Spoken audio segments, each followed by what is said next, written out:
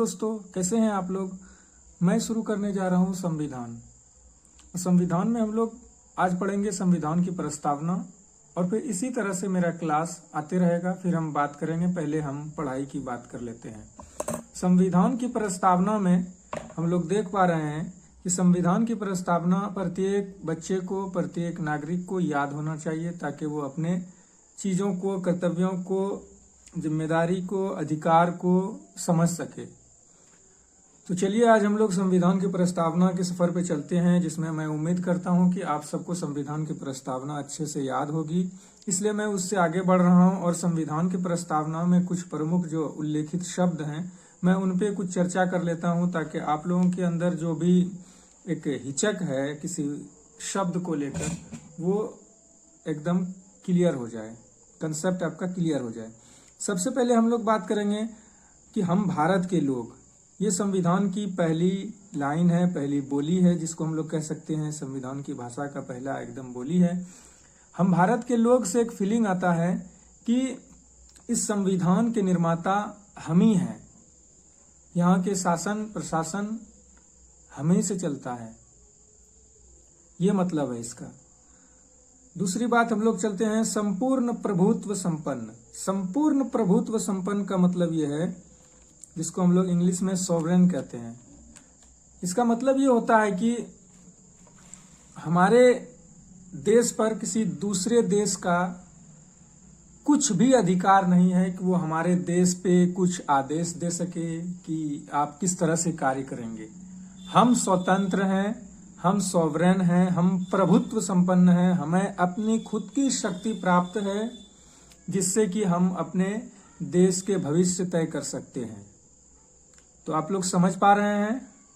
तीसरी बात हम लोग पॉइंट पे जो चर्चा करेंगे वो है हमारा समाजवाद।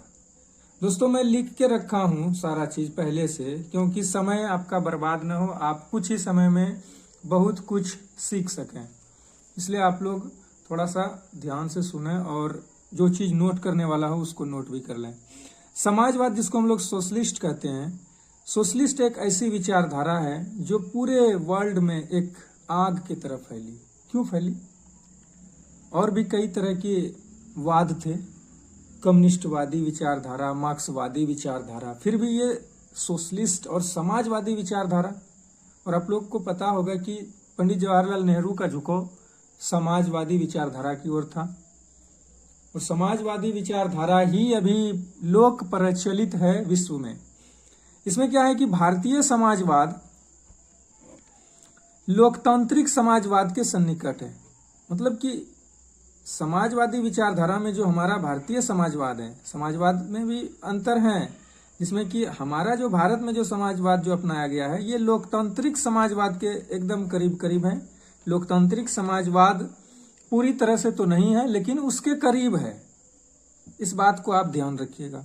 उसके बाद अगला पॉइंट नंबर 4 हम लोग बात कर रहे हैं पंथ निरपेक्ष, जिसको हम लोग सेकुलर कहते हैं। आप लोग सुनते होंगे सेकुलरिटी हमेशा सुनते रहते होंगे इंस्टाग्राम पर और शॉर्ट वीडियोस में।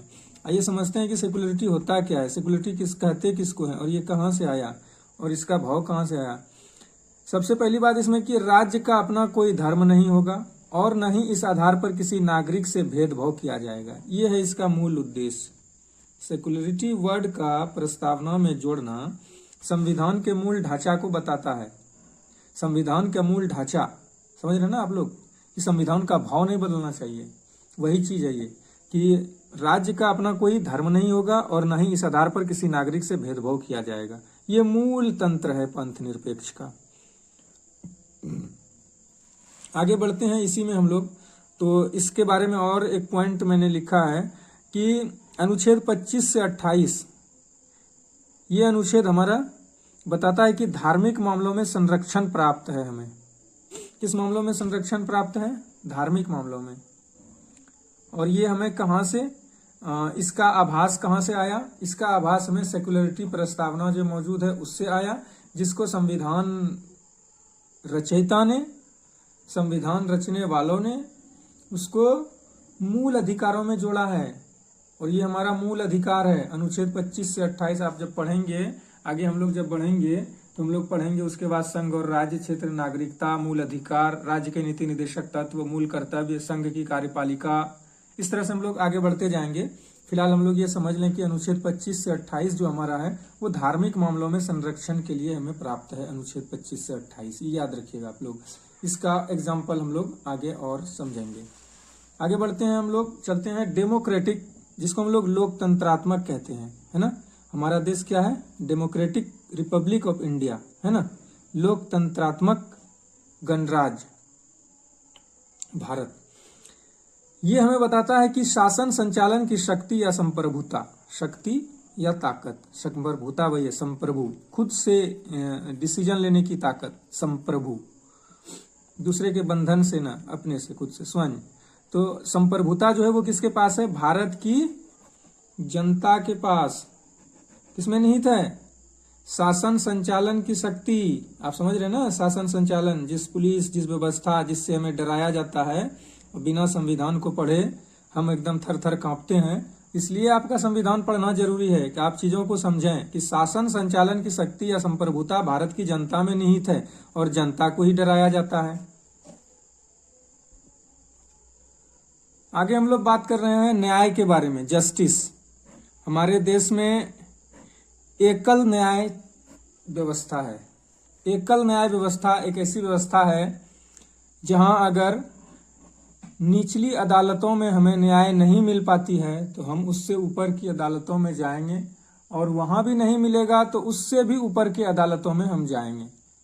ठीक है दोस्तों, तो इसके अंतर्गत हमें किन किन चीजों की न्याय दिया गया है? सामाजिक न्याय, आर्थिक न्याय और राजनीतिक न्याय। समझ रहे हैं आप लोग? ये न्याय शामिल है। और ये कहां से लिया गया है? रूसी क्रांति से प्रेरित है। रूसी क्रांति से प्रेरित है। रूसी क्रांति से प्रेरित है।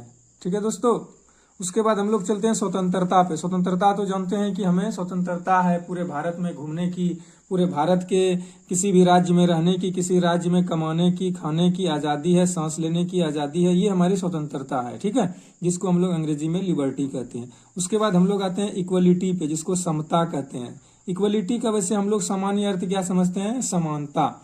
समानता में क्या होता है? समानता में होता है कि सबको बराबर बराबर अधिकार दे देना। जैसे कि हम दो भाई हैं तो एक सेब का दो बंटवारा कर देना।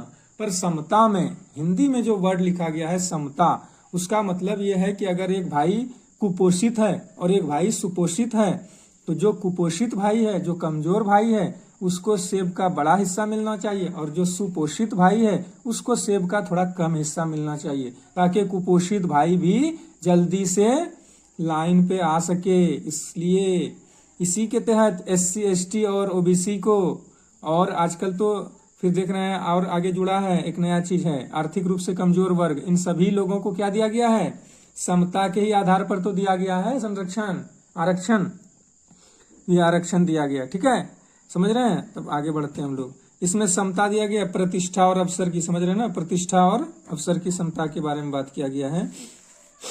उसके बाद हम लोग चलते हैं बंधुत्व, जिसको हम लोग फ्रेटर्निटी कहते हैं। ये क्या है इसको समझिए। बंधुत्व मतलब होता है आपसी भाईचारगी, है ना। जब हम किसी समाज में रहते हैं तो हम एक दूसरे के काम आते हैं, वही तो बंधुत्व है, कोई नई चीज थोड़ी है। वो हमारे संविधान से तो हमें मिला है, लेकिन संविधान ने हमें दिया ये चीज क्या, कि अपनी बंधुत्व बनाए रखिए। ऐसा नहीं कि संविधान में जब लिखा गया तभी हमारे अंदर बंधुत्व है, ये तो इंसानियत का गुण है बंधुत्व, लेकिन इसे बनाए रखने के लिए संविधान ने प्रतिबद्ध किया, इसको बनाए रखिए। और उसके लिए कहां से लाया शक्ति? भारतीय संविधान एकल नागरिकता पर आधारित है और मौलिक कर्तव्य, जिसका अनुच्छेद है 51 क या 51A, जिसके माध्यम से बंधुत्व की भावना को प्रोत्साहित किया जाता है। समझ रहे हैं? तो ये बंधुत्व की जो भावना, जो आप बंधुत्व देख रहे हैं, उसको कहाँ जोड़ा गया है? मौलिक कर्तव्य 51A में या 51 क अनुच्छेद जो है। ठीक है, अनुच्छेद 36 से 51 मूल अधिकार है, उसके बाद 51A मौलिक कर्तव्य है। सॉरी, 36 से 51 DPSP है। व्यक्ति की गरिमा, डिग्निटी ऑफ द इंडिविजुअल, इसको समझिए। आप एक मनुष्य हैं, आपकी गरिमा क्या है?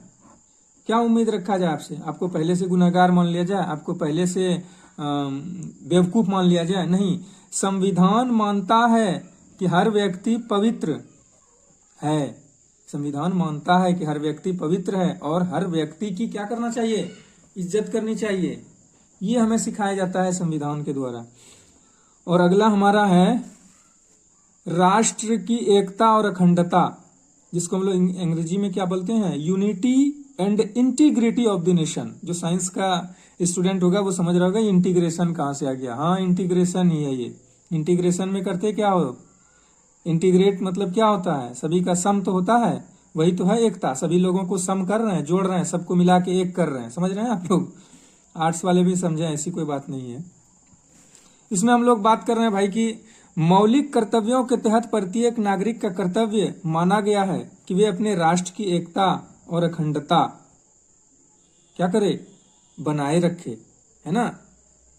क्या करे, बनाए रखे। किसके तहत, मौलिक कर्तव्यों के तहत। मौलिक कर्तव्य ये प्रत्येक नागरिक की एक कर्तव्य है, एक जिम्मेदारी है। इसी के तहत प्रत्येक नागरिक से का ये कर्तव्य माना गया है, आपसे मान लिया गया है।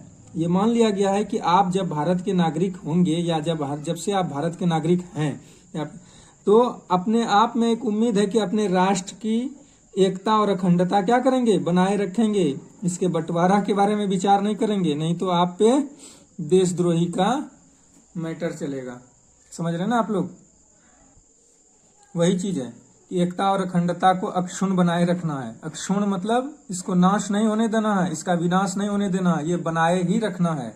इस बात की पूरी जिम्मेदारी आपसे ली जा रही है, आपसे गवाही लिया जा रहा है कि हाँ आप जिम्मेदार हैं इसको बनाने के लिए।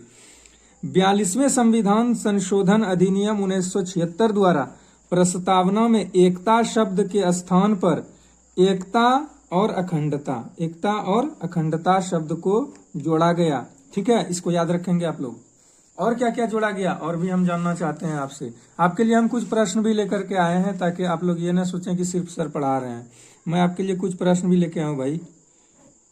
देखिए, आप इससे संबंधित कुछ प्रश्न हैं। 3 प्रश्न लाया हूँ। पहला प्रश्न देख लिया जाए कि किस संशोधन में समाजवादी, धर्मनिरपेक्षता और राष्ट्र की एकता एवं अखंडता शब्द भारतीय संविधान में जोड़े गए हैं। ठीक है, ये आपको बताना है किस संविधान संशोधन के द्वारा। ठीक है, उसके बाद 2 और है जो आपको जानना जरूरी है, वो ये है कि बेरूबारी केस आया था एक। ठीक है, कब आया था, 1960 में, जिसमें प्रस्तावना को लेकर चर्चा हुई थी और ये केस सुप्रीम कोर्ट पहुंचा था। तो सुप्रीम कोर्ट के जजों ने मिल के ये फैसला दिया था कुछ कि संविधान का अंग है या नहीं, ये आपको बताना है। सुप्रीम कोर्ट के जज ने ये फैसला दिया था।